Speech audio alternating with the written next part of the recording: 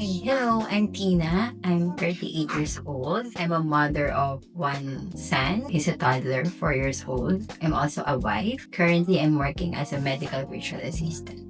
I can say yes to change in my life because na-realize ko magpo 40 years old na ako. I think last year kasi nawalan ako ng yung client. So, nagkaroon ako ng hard for me to get a client, which is dati naman ang dali. So, naisip ko, ay, tumatanda na pala ako. And then, napatingin ako sa salamin. Tapos, hindi ko na nakikilala yung sarili ko. So, sobrang busy ako sa work. And then, I also have a challenge in my life, in my marriage, like that. I decided na mag-pray ako kay Lord ng divine realignment. So, of course, kasama yung body to have a divine realignment of all aspect ng buhay ko. At saka, yung health. Kasi nga, yung anak ko, bata pa siya. So, 4 years old siya. So, I want to take care of him more pa. So, paano ko siya magagawa? Bukod sa pera, diba? Yung i-provide mo yung pera sa kanya, yung mga kailangan niya. Syempre, yung presence ko na healthy ako. Mahirap pag tumingin ka sa salamin, hindi mo kilala kung sino nasa salamin. Pero nasaan na yung dating ako. So basically, self-care, yun nga, reminding myself that our body is a temple of God. So yung purpose ko din kasi, I'm a missionary. Medyo nagpahinga lang nito kasi nga,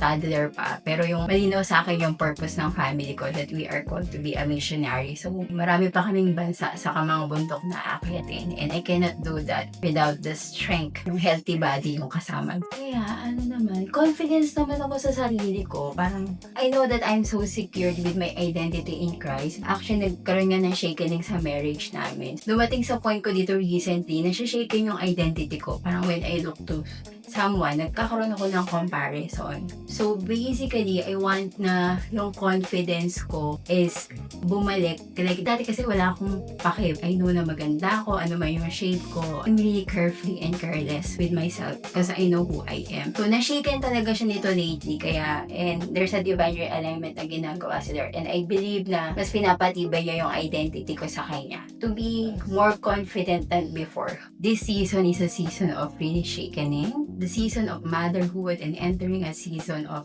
marriage is really a season that I have never been before and no one taught me about. But you have prayed for it since bata ka pa, parang ganyan. It's a season na difficult to navigate and there's more strength na manihirapan ka. Pero I can say that all things work together for good to those who love God and called according to His purpose. Ano man yung season na to na hindi ka sumuko tapos may magandang kinalabasan at ikaw yon yung future ko na kaya ko pala kasi I thought na sa sobrang busy ko ngayon, hindi mo na alam kung saan mo ipapasok yung sarili mo. Pero itong season na to na shakening is a time that God has given you for yourself. Ikaw yung resulta. Bumalik ka sa kung ano yung dating ikaw. That I believe na mas maganda, mas stronger, mas mature, mas makikita mo yun. And I believe that you may be impacted. Marami ka nang na-encourage pa na tao in your current season right now.